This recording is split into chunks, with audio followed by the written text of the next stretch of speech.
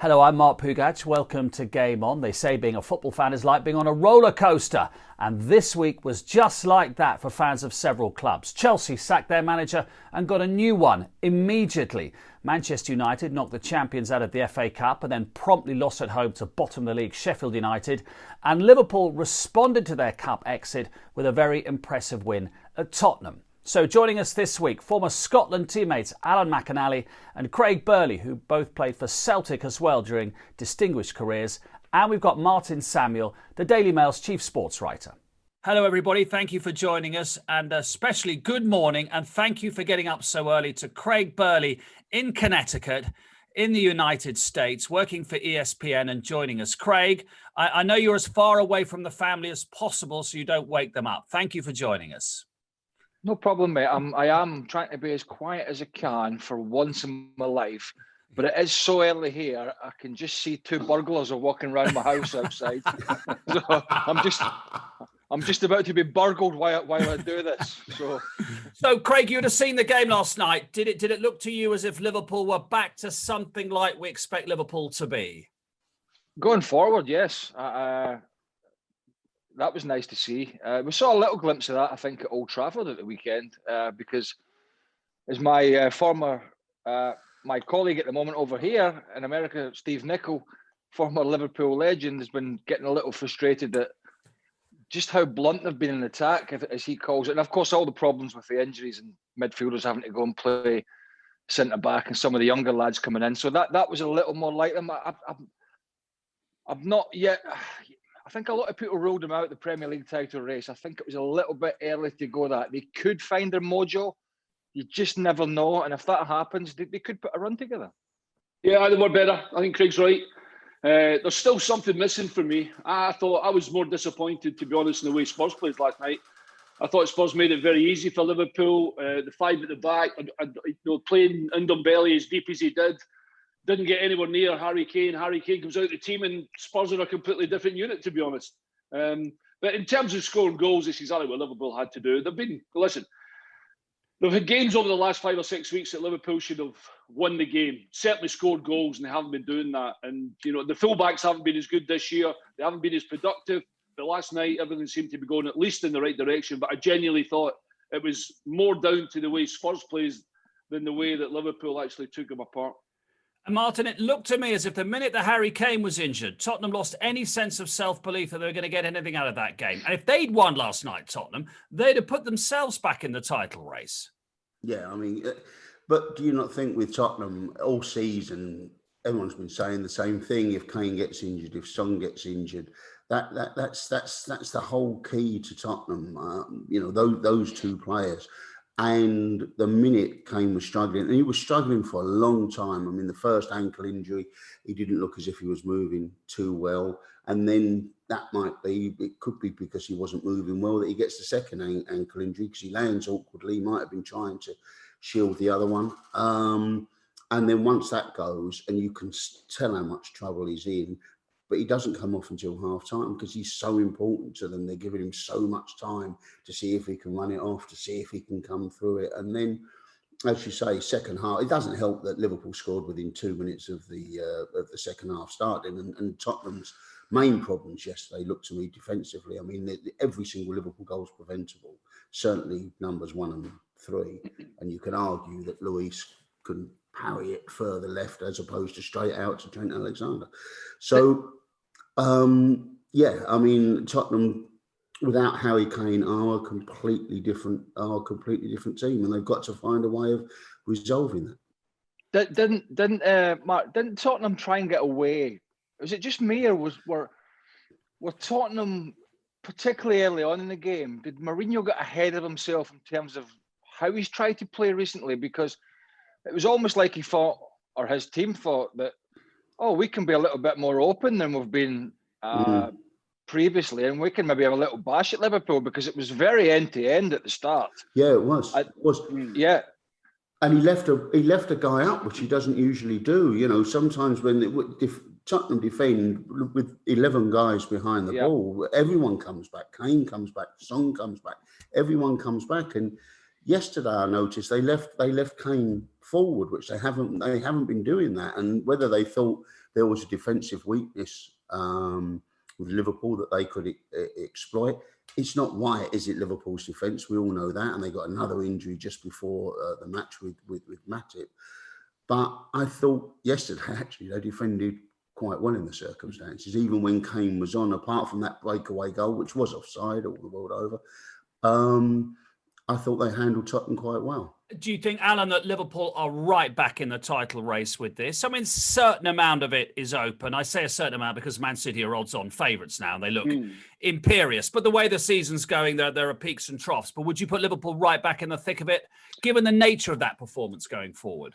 I didn't genuinely have them out of it, to be honest. Liverpool are still going to win the majority of their games before the end of the season. It's just defensively, you're hoping that they can manage to defend as well as they did against the top teams round about them that they did last night. Of course, they're in it. They've got 3 front players, 4 front players, whatever, and a really good midfield that can still create chances and win, but they're going to have to.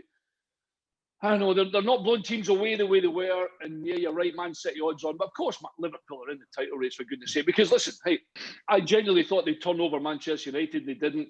I thought that was a bit of a slap in the face for them, or a kick in the rear that they needed. And maybe last week's result was maybe something that Klopp was laid into them a little bit, and maybe that's why we saw maybe a more aggressive and a better football team last night in Liverpool, because that's what we normally expect from Liverpool. We haven't been seeing it in the last 5 or 6 weeks.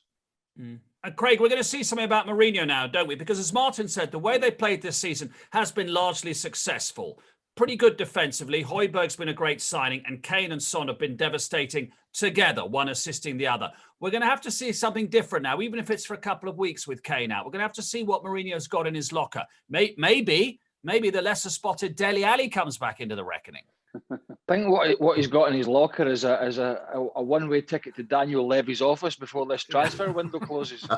Being honest, I think we're going to hear more about that in the coming days because of the Kane injury. But yeah, I mean he's under severe pressure because the way that they've played this year, in my opinion, is only you can only get away with that when you're getting results. I don't think it appeases many, the style that they play. I mean, it's not a one-fits-all way to play football. I get that. But it's been hard to watch at times. I mean, I don't have an issue with Tottenham going to Liverpool like they did and sitting in and having a counter-attacks where Bergwijn should have scored.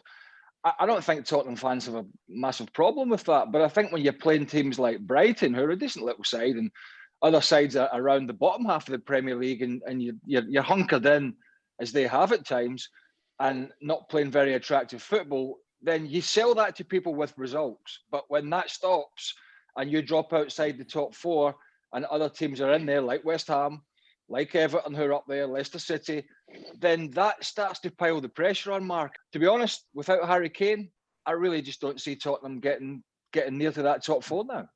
Craig, what is your reaction to Chelsea's 16 recoveries in the final third of the pitch against Wolves? Well, yeah, I mean, I actually, as you know, I do a little bit on Twitter, not too much. I don't get carried away with it, but I find it quite fun. But I, after the game yesterday, I said Tottenham had 15 recoveries, which was just one short of getting the result. I'm gutted for Frank. I genuinely am. He took the job when there was an embargo on them. He couldn't spend a penny. He had to work with the young players and bring through the likes of the Gilmores and Mount and Hudson-Odoi and they've sold Hazard and etc. And 18 months down the line, okay, they give him a few quid to spend in the summer. Thanks very much. We're Chelsea. We're trying to be better than we already are, and then give him the bullet. Listen, we know Abramovich could be like that, but I just thought Frank, because he is a legend, would have been at least afforded a little longer. And that's not the case. Back to Tuchel. He's the professor in Germany, is known as that. He did a brilliant job at Mainz, Mainz were nothing. They really genuinely brought them to a 4 and are still incidentally there as a football club. Went to Dortmund, obviously did well. And, I saw a stat the other day, and I don't like the stats, incidentally, stat for Chelsea. Mendy had 70% of the ball, never mind 78 possession for Chelsea. You can have the ball all day you want. If I was a centre-half now, I would touch the ball 8 billion times now. I mean, and it just goes from left to right. Good teams go forward, keep the ball, and then go forward. They don't keep going left to right. But I'm just like with Chelsea. I like Chelsea. I have nothing against Chelsea, but because of my relationship with Frank and because of what they did, I'm a bit like, nah, I don't really care what Chelsea do now. I can't. But Alan, nothing's. I'm not having it. I'm just genuinely not having it. I have to say, I would like to say now that I actually have an agenda against every club. Oh well, you partly, and every player. Yeah. But I don't. I get it. I get it. Frank was a club legend. He's a nice guy. I get all that, but why should Lampard be afforded any more leeway than a smaller name guy coming in, Johnny Foreigner from Germany or France or wherever? Why? Because that's the way Chelsea operated. 18 years of ownership and 14 full-time managers, 2 or 3 at least interim managers. He was talking about when they hit the rocky road around about the Everton game and onwards, when Mendy made his first big mistake, he started talking about, well, ridiculous to think we're talking about a title challenge when just previous to that, they'd been top of the league. They'd just gone to Seville with a second 11, by the way, a full change, and walloped Sevilla 4-0. We have Everton, now West Ham, not in the title race, but up there. We have Leicester definitely in the title race. We have Liverpool and City, who've somewhat fallen off their perch from this 3 seasons of almost 100 points. We've got Man United, who are, I think, in my opinion, decent, but not a great side. And then he's thrown it out there that well, it's ridiculous to think we're challenging when you've got ownership that are saying, and ruthless ownership, Alan, that are saying, hold on a minute, I know these guys are just in the door. Hang on, Craig, this is dead easy to answer. Easy to answer. Right, you're the manager of Chelsea Football Club. You were a really good football player for Chelsea, right? Yep. You've not got me, the job. no, yeah. Well, obviously not you. I'm just saying yes to your Frank Lampard, so I'm not saying me. Right, pretend these are Chelsea glasses, right? Yeah. Chelsea glasses. You're the manager. You've taken the job the way Frank did. He's got them in the top 4, spending threepence penny. Yep. You're top to Champions League group. You've brought through some brilliant young players. Thankfully, you spent a few quid in the summer, and he sacks you. Would you have been happy? Well, no, I wouldn't have been. But I'm looking at it. There you go. So, listen. I wouldn't have been happy personally, but I'm looking at it as I'm analysing all the teams from all the major leagues in Europe, and I'm saying, look, why is it different when a board start having second thoughts? And I'm not saying Frank will not be a good manager. I thought what he did at Derby was good, and you're right what he did last year. But he was searching this year. As the results turned, he was searching. And it was almost like throwing confetti in the air, what team was coming out. And there's no real sign that was going to turn around with a consistent run to get in the top 4. And so they've done what they always do, which is make a decision to change manager. Which, by the way, Alan, in the 18 years Abramovich has been in charge, whether we agree or not, has been the most successful in terms of titles, along with Man United, 5.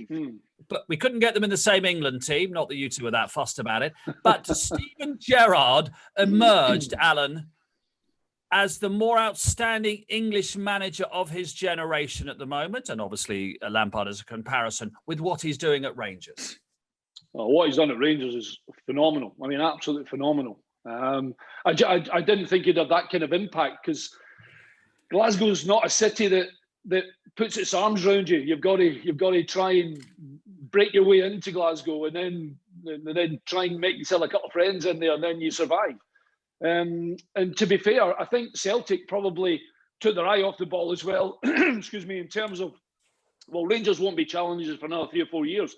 And Stevens changed it really quickly, brought good players in, brought different players in, and just a Gerrard philosophy on football. And to be honest, between the two of them, although, I've already pinned my colours to the mast about Frank Lampard, I still thought he was doing a decent job.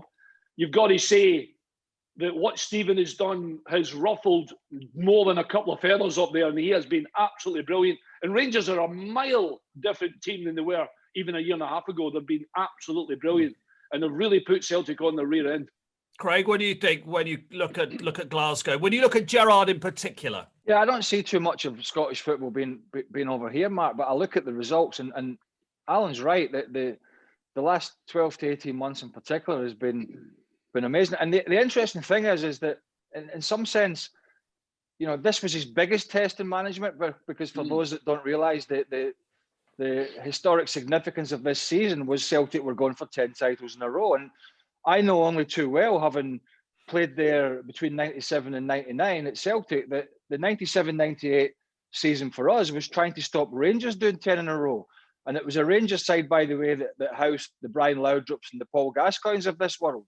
In fact, Gascoigne at one point couldn't get a game for Rangers. That's the kind of calibre player that they had. And so for him this season, it's arguably not only managing that football club, but also managing the expectations of the supporters, albeit not in the ground at the moment because of the pandemic, but the historic significance of the season. And for them to produce almost a flawless domestic campaign up until now, whilst, really pulverising Celtic into the ground, who've had their own problems, has been amazing. The job he's doing, Martin, inevitably leads to a question about what his next job would be, bearing in mind how long the German incumbent might want to be on Merseyside. There always seems to be a destiny with Steven, doesn't there? That that's his destiny to manage Liverpool. It all absolutely figures. It all absolutely figures, which is what tells me, for some reason, it never happens like that, does it? When you think it all figures, it all works perfectly, and this is what Ryan Giggs should be winning the league with Manchester United as their manager at the moment. It's you think these things will work out. Look, I really hope it does, because if ever a guy deserves to win the league title with Liverpool, he didn't do it as a player. If ever a guy deserves to win the league title with Liverpool, you'd love to see Steven Gerard do it. Sure. Then again, I wanted Martin Johnson to be the greatest England rugby manager the coach that there's ever been, and that didn't happen either. The Lukaku-Ibrahimovic spat, which they both said, afterwards, what they said to each other was okay. I mean, it seemed quite lively, but there you are. Anything you can tell us, Craig, from your playing days on field that's A, clean, and B, entertaining, that somebody called you, or you called somebody? I'll tell you a great line a referee gave me once was I was playing. There was a very experienced referee. Alan, you remember Willie Young? Oh God, yeah. Willie was one of those referees, and I don't know what they're like these days. One of the things you talked about on the field, Mark, one of the things we used to do was have banter with referees from before the game till after the game. And okay, I crossed the line many, many times with my language to a referee, but I always tried to have banter with them, and they would, they would give it back. Graham Paul would give it back. Most of them would give it back. I think nowadays, I think that's kind of gone, particularly with the mics and all that. But Willie Young said to me once, he said to me, we were playing this game at Celtic Park, and whatever happened, I was giving him it non-stop, and Willie would give it back. And he finally snapped with me at one point in the game, and he says, "Burley, come here." He said, "Burley, here." I said, "What is it?" He says, "If I hear any more of that for you, one mere word, and you'll be back in the dressing room visiting your teeth." That's what he said to me. That's all we got time for this week. My thanks to Craig for getting up early in the States, and to Alan and to Martin as well. Before we go, let's hear from the inspirational Eddie Izzard, who this month is running a marathon a day for the campaign called Make Humanity Great Again. So a couple of marathons left for Eddie. Best of luck with the last two. Here she is on her love of Crystal Palace Football Club.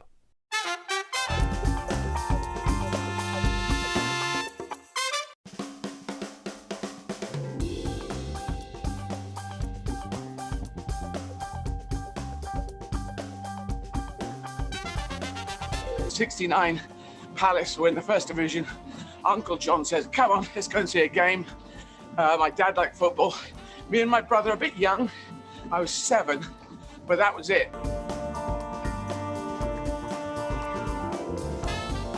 I'm going to go with Don Rogers. It's a great place today, but Don Rogers, he was the first player. He was our Georgie Best, and he wasn't as skillful as Georgie Best, but he did have his moments.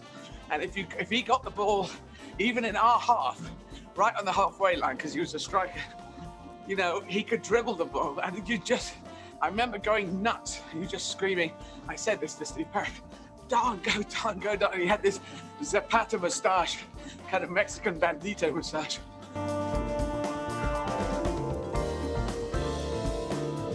If you think about it, what football is battle. It's warriors and battle. It's fighting and no blood, but honor. And that's what we need. Some people say, no, we want blood, we want the fight, we want the professional foul, we want the boot in the head. No, we don't. That's the stupid part of it. Great football, great skills, beautiful. This is the beautiful game. So hatred between teams, not into it. Don't we have enough?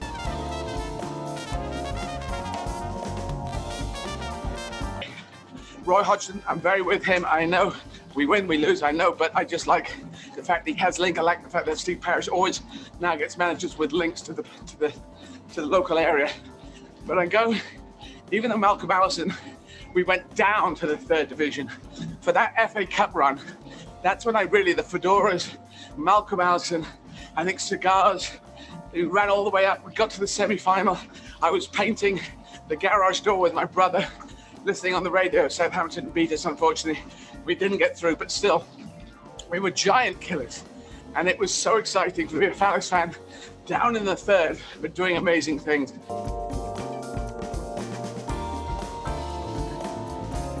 I think, look, everyone's been through their bloody hells, except the big six, and they have a different hell. They go, oh my God, we're 5th. Oh, what's going to happen? Arsenal, we're moving around the table. We're not supposed to be down here.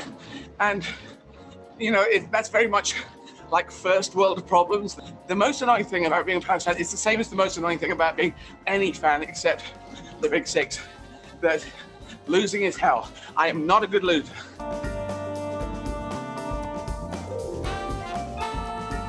We've always got to be threatening to get up there and try to get to Europe. That's what you've got to do. And if other teams doing it, if Wolves coming in and doing it, Sheffield United, I know this season's gone down really tricky, but last season, Leicester, when they did that, it looked like a fluke, didn't it? How did they win? Then they struggled around, and now they're back up there. You can't think middle. You can't think, I want to be in the middle of, that just doesn't work. You've got to think through. My motto, I have a few mottos, but one of them is if you shoot for the stars, you can reach the moon. That's one of my mottos. And it's think through the thing. So you've got to think way up to the stars, and then you might get to the moon, and then, hey, and we did.